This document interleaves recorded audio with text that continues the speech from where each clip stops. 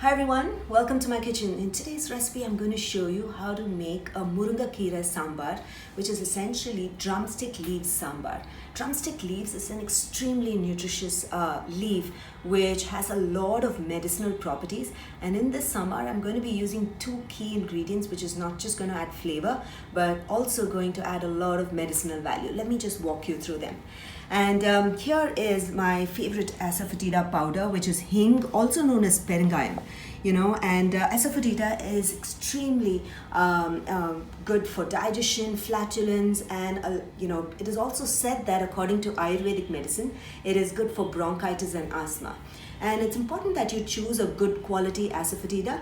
The asafoetida should be something which has no Arabic gum in it, and this one doesn't have Arabic gum. And because of this reason, this asafoetida is very strong, and you just have to add a pinch of it to whatever you're making. Traditionally when we add hing or peringayam, we just tend to add a little extra because we want to add flavor. But this one is extremely strong, and you will see me noticing that I'm just going to be adding a pinch. So one of the key ingredients, a lot of medicinal value, and another one is drumstick leaves. It's great for detoxification.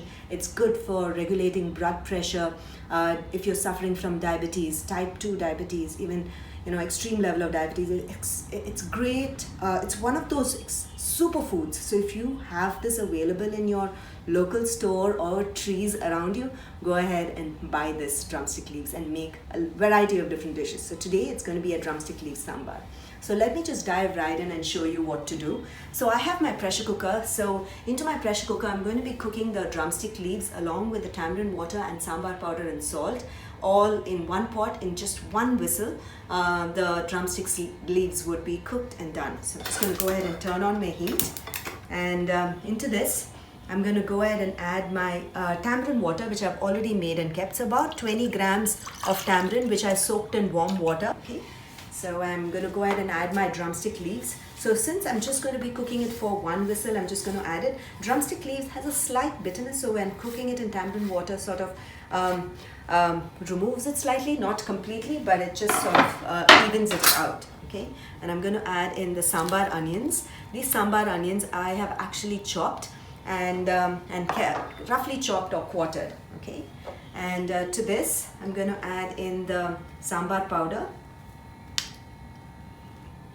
I'm going to add in the salt, and I'm going to cover the pressure cooker, give it a stir, and I'm going to cover the pressure cooker and cook the Murungai Keerai Sambar just for about one whistle.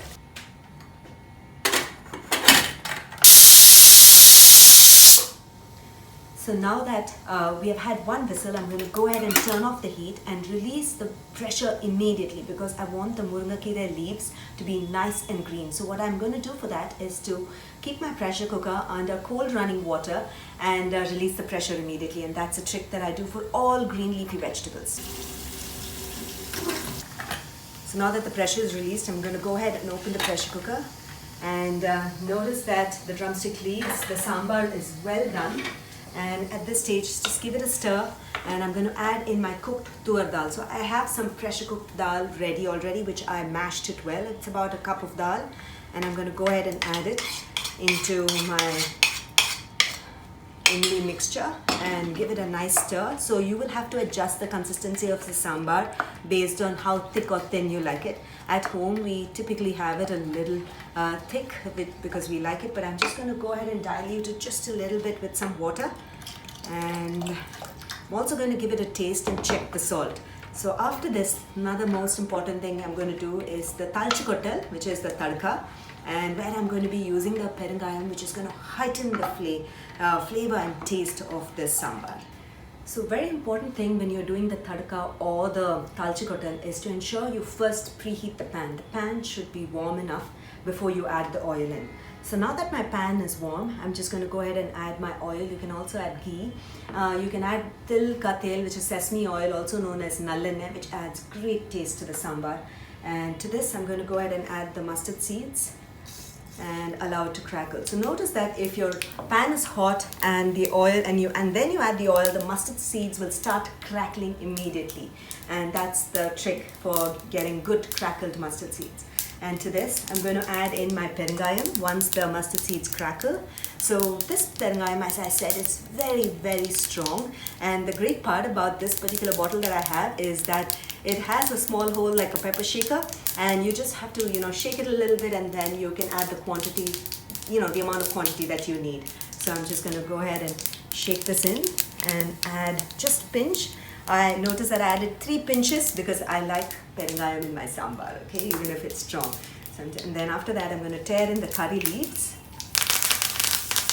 And I'm going to turn off the heat and add this to my sambar, which is simmering there. Okay.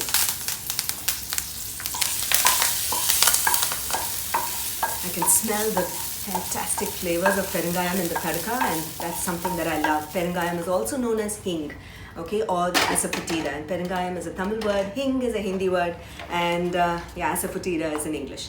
Great, so I'll just give this a stir and give it a taste and see if you need a little bit of salt. And then you can add some salt if you require. And what I typically do is also add ghee, a tablespoon of ghee into this, and it heightens the flavor and taste. But you can also, serve this along with some hot steamed rice. Hot rice, top it with ghee, and then add the sambar, and then just devour it for a delicious monsoon lunch. So I hope you enjoyed this recipe. Let me just quickly give it a taste, and then we'll see how it is. It's just fantastic. The salt, I can feel the little slight bitterness from the drumstick leaves, and the taste and flavor from the asafoetida, which I just used. So I hope you enjoyed watching this recipe of how to make this delicious Murungai Keerai Sambar.